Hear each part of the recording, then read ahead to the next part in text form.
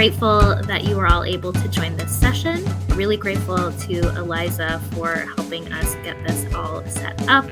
And excited to be talking with you all about the Outdoor Recreation Legacy Partnership Program, the Outdoors for All Act, and to hear from you guys about your experience with this program specifically, with other federal funding that you've used in this space. So with that, I'm going to share my screen and give a quick presentation.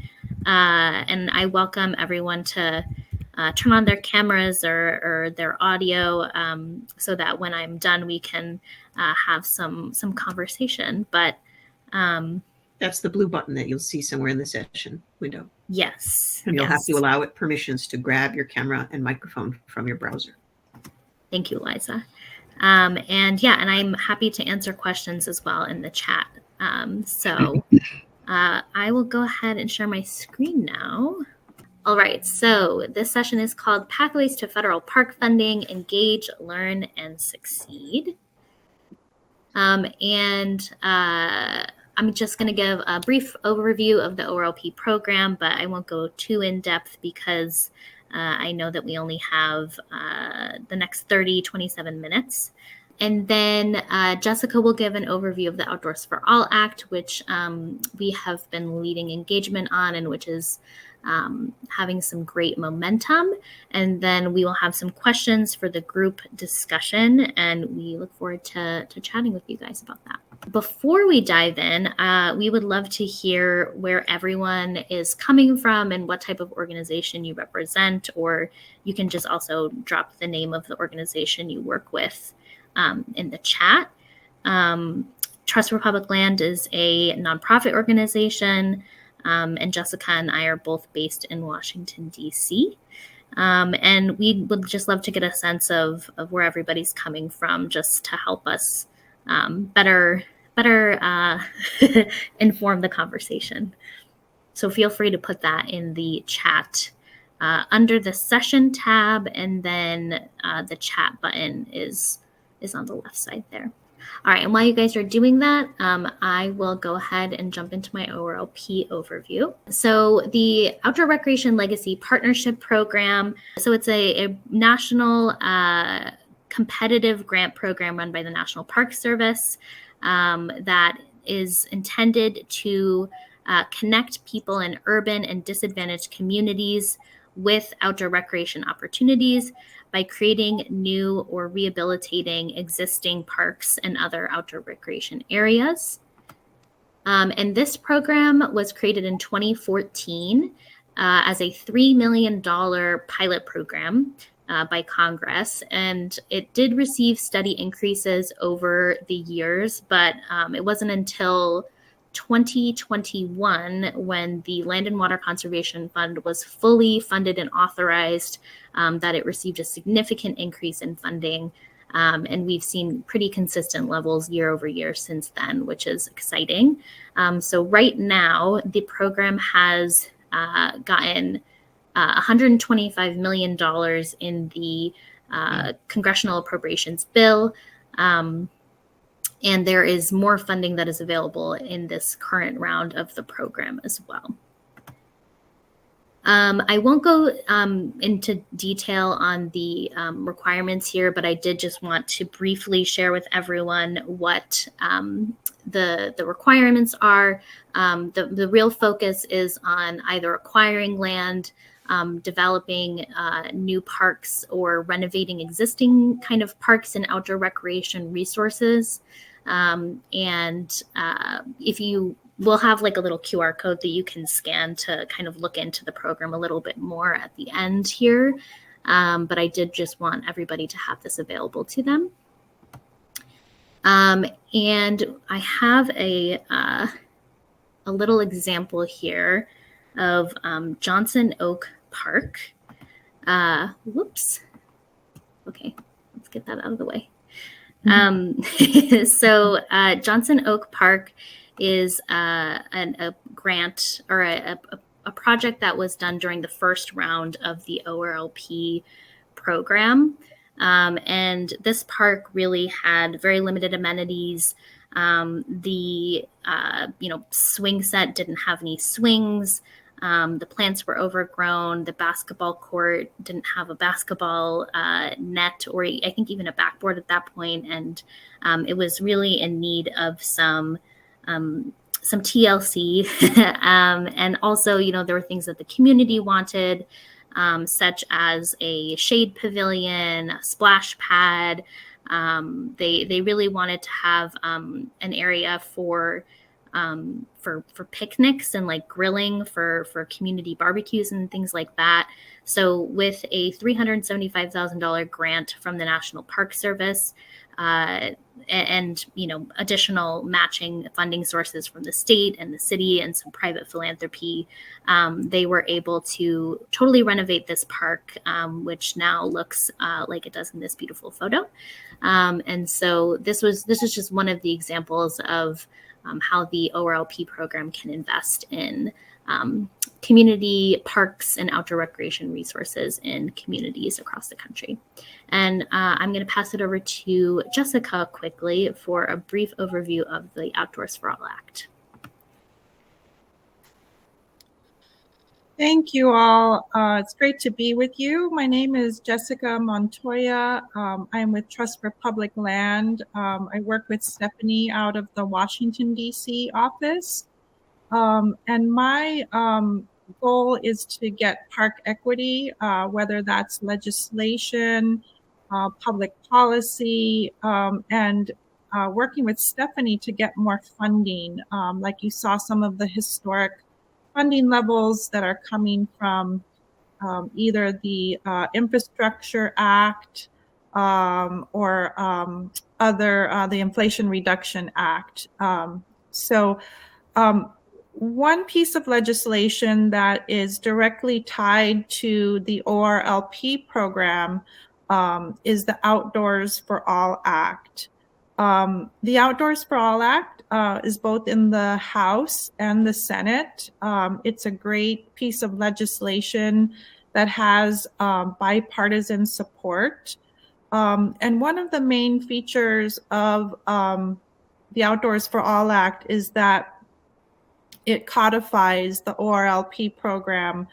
Currently, this program relies on every year getting an appropriation, and Congress every year when they pass their budget or continue their budget, every year it's a struggle to keep that in.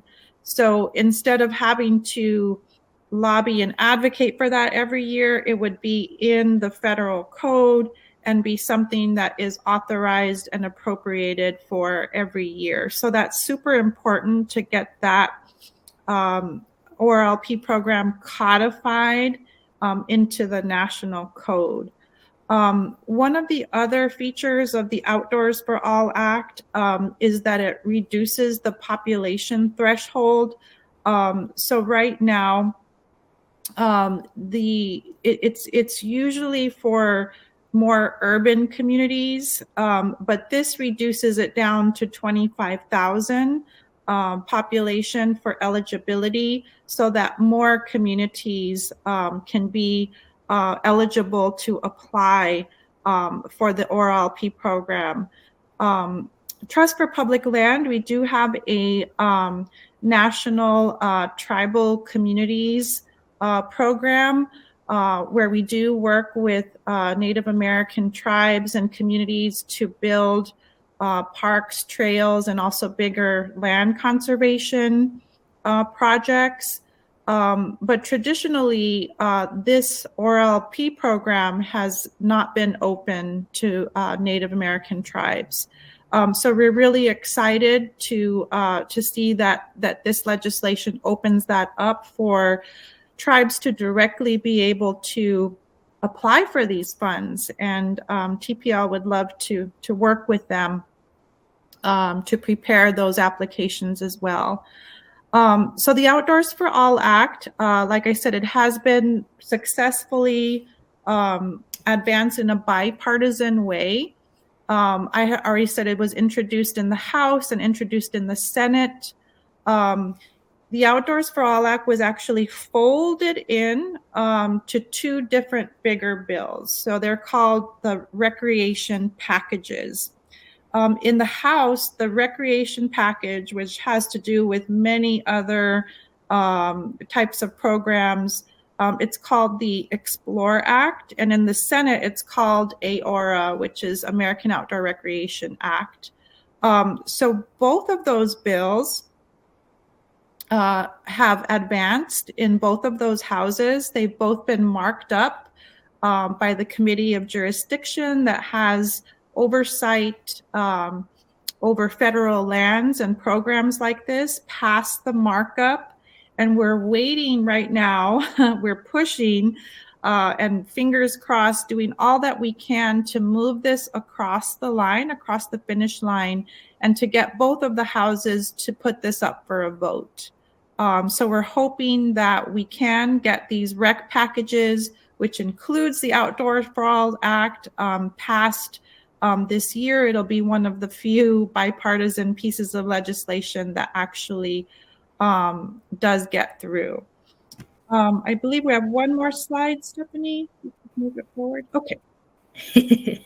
Yes, thank you, Maribel, for back to you. yes, that was a photo of Luis Benitez when he was testifying in front of the Natural Resources House Committee. Jessica, is that right? Yes, yes. Our chief, I forgot to mention that. Thank you for the reminder.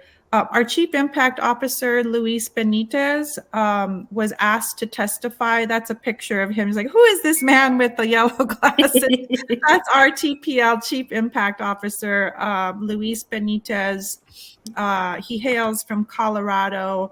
As an expert in ORLP grants and one of the leading organizations to create parks working with communities, we were really honored to be asked to testify on this bill, submitted testimony, showed up, and continue to do that advocacy, hoping to get this across the line. So thanks for that little reminder, Stephanie. Back to you. Thank you.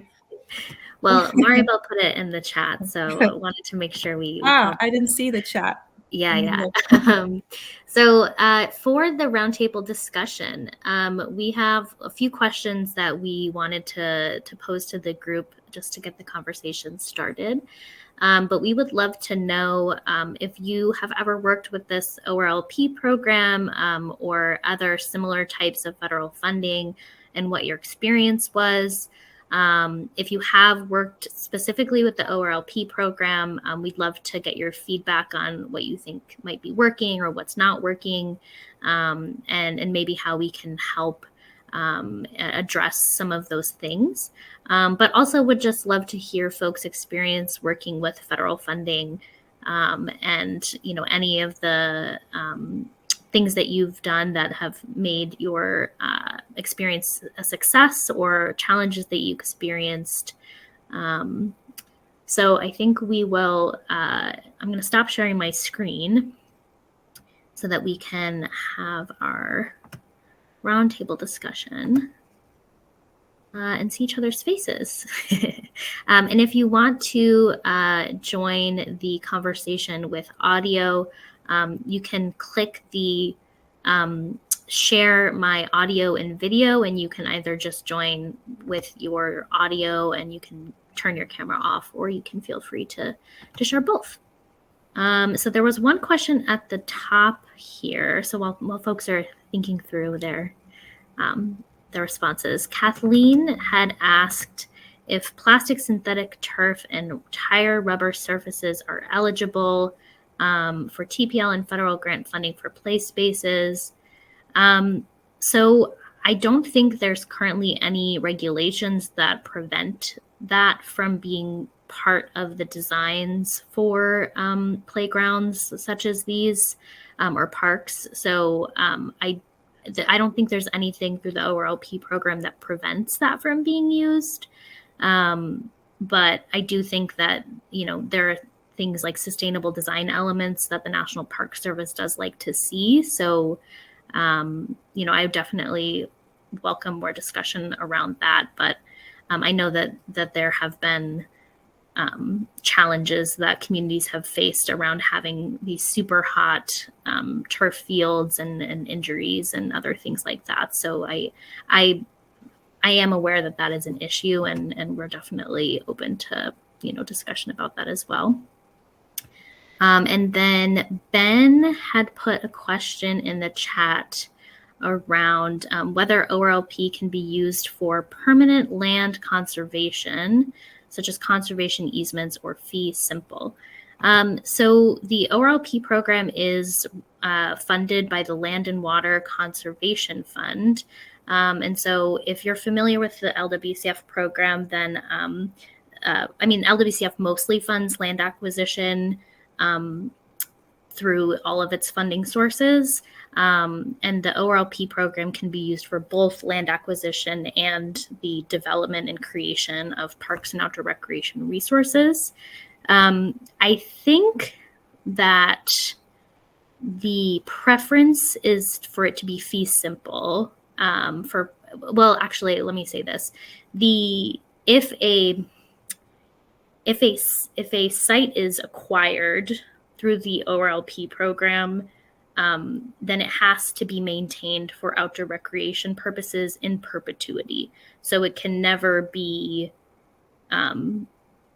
used for any other type of activity. So you can't be building like an indoor recreation center or like new housing or like anything like that. It would have to be for outdoor recreation purposes in perpetuity. So I think in that case it would be fee simple and not a conservation easement. It says, what chances do you think a clean rec package has in passing with this in it without a poison pill writer?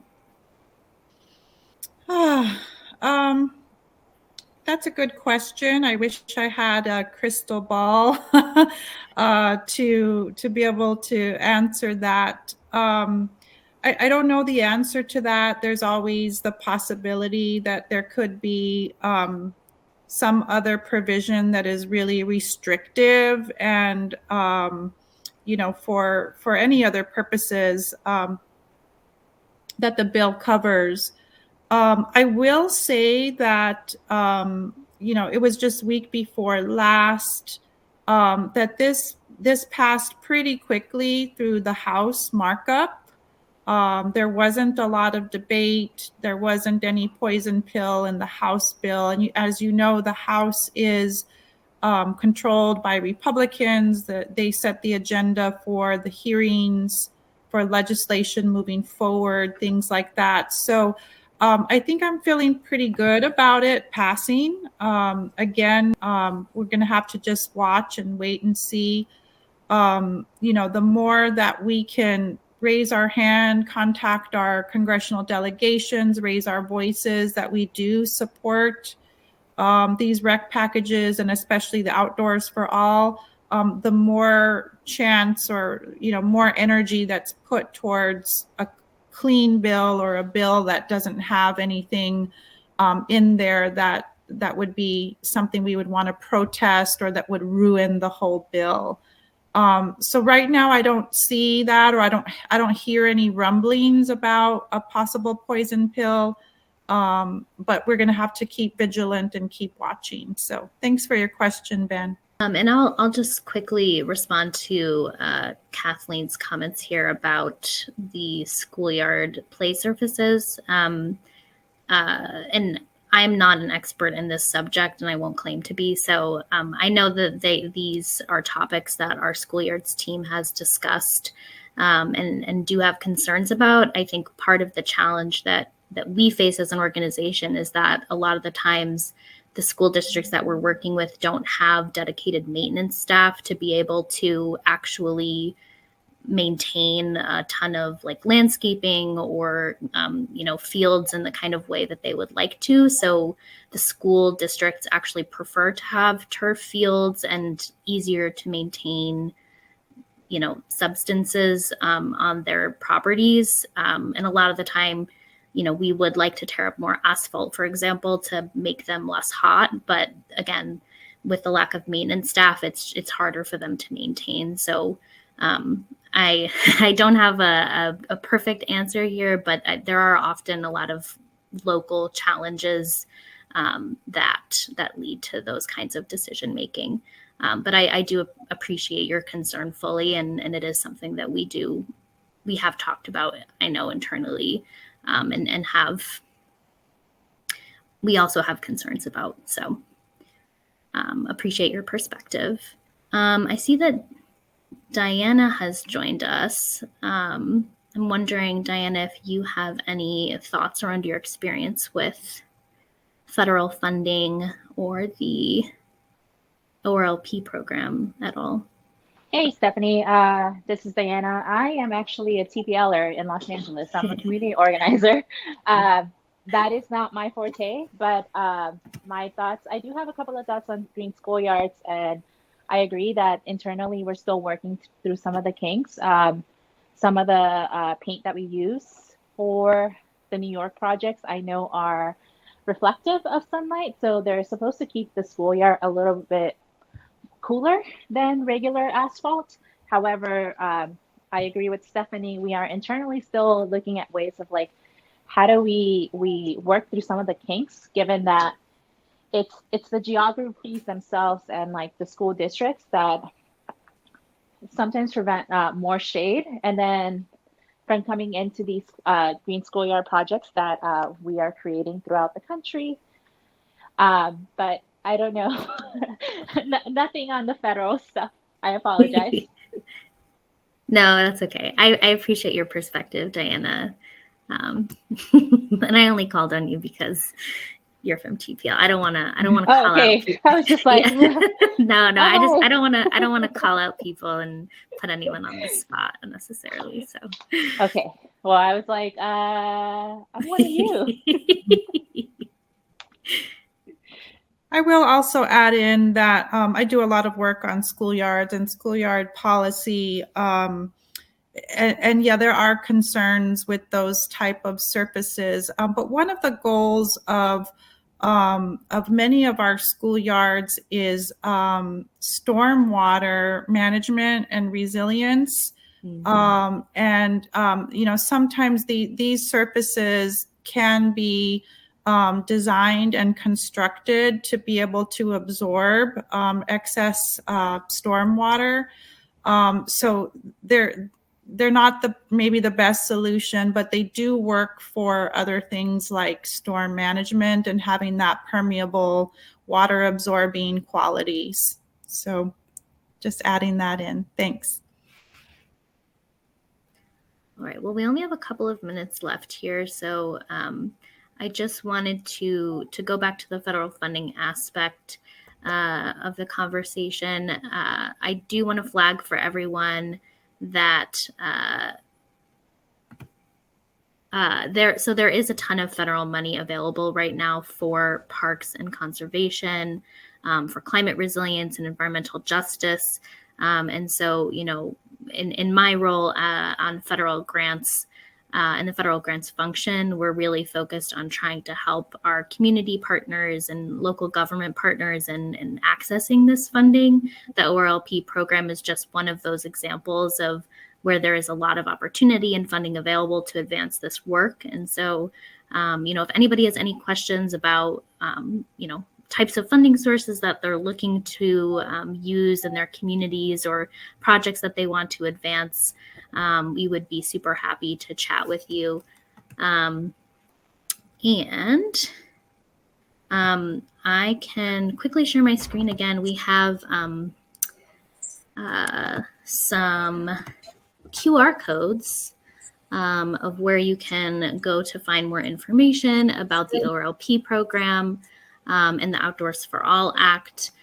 So we have a ORLP Technical Assistance Toolkit that we created based off of our 10 years of experience in supporting our partners in this program. This is the Notice of Funding opportunity that the National Park Service put out.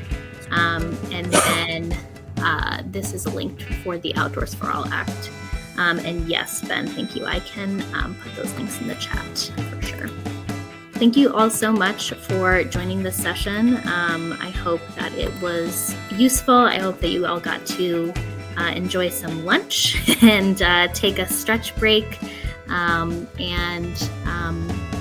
Yeah, I hope that you enjoy the rest of the conference.